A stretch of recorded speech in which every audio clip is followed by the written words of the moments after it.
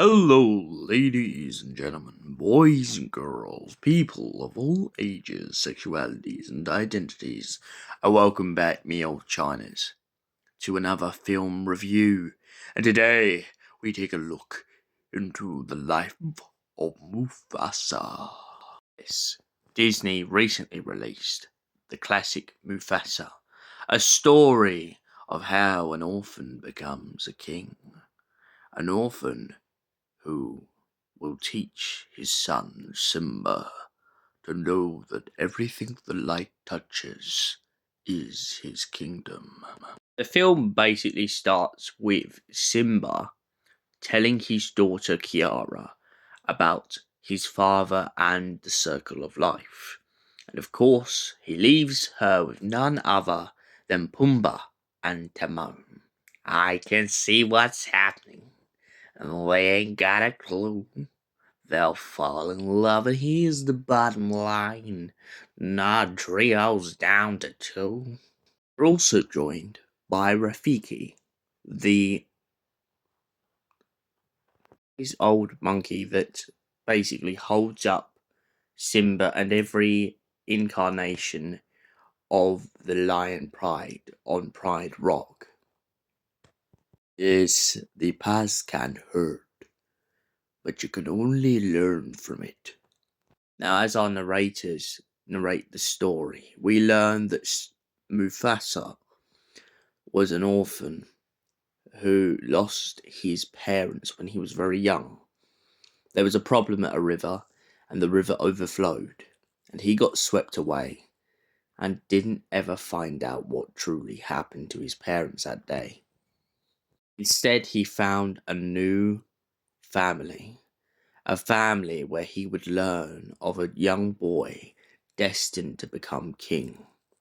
And this young boy so happened to be none other than his friend, and later go on to become his brother, Scar.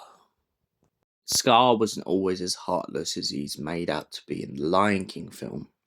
He was, in fact, a very likable character. The pair grow very bonded together, and one day, after knowing that some white lions are closing in on the pack, the pair have been told to go and seek out a paradise, a place that is like heaven, a place where lions can make a new beginning and finally truly rule as the heart of Pride Rock.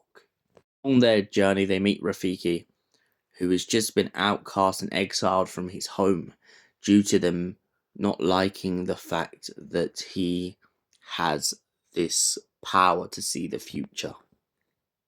Then they meet Sarabi. Now, Sarabi is well liked and well regarded by Scar, and so to help his friend out, Mufasa gives him advice and begins to tell him of all these little things that he's picked up that she likes.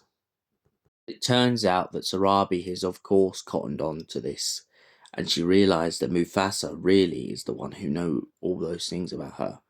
Meanwhile, whilst they're still being hunted down, Scar, or as he has another name in this story, has been watching them from afar. His heart begins to break, and of course he begins to become jealous.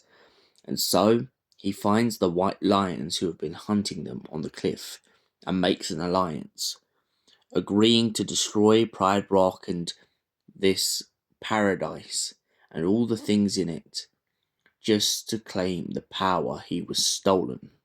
Mufasa and his friends have finally reached the land they've been looking for, the new beginning. And Scar promises them that of course he's not done anything bad. But of course he's wrong, and the white lions turn up. With the help of the people at Pride Rock, Mufasa manages to outcast them all away and save the day. Of course, this all comes at a price for his best friend, his brother, and so his brother is now nicknamed Scar and desponded from the pact. He is allowed to live in Pride Rock, he is allowed to live within their lands, that he is not allowed to go any further than the boundaries Mufasa has set for him. What did I think of Mufasa? I like the story. I like the fact that he's an orphan. I like the fact that his brother betrays him and the two's relationship becomes complicated. There's only one thing I kind of have issue with though in this whole story, which is I understand that Pride Rock is very important in the Lion King franchise. What I don't understand is how in Mufasa all the different species of animal back up Mufasa, but when Simba needs it most, he doesn't have that help. I mean, maybe this is just a continuity thing, but it's just something I've cottoned onto. Other than a little continuity point, as I said, I love the story, I love the way it's told, and the thing I forgot to mention earlier, I absolutely love the banter of how Pumbaa and Timon are moaning throughout this whole story when it cuts back and forth between the storyline as the narrators about how little screen time they get.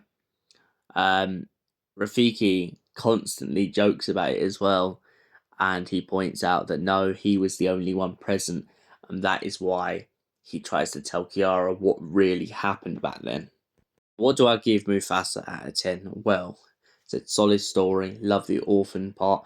Love the fact that he has to become strong by himself, even when all the odds are against him. And for that reason, I give Mufasa a solid 8 out of 10. Thank you for watching. We will see you in the next film review. Until then, stay beautiful, stay amazing, and goodbye for now.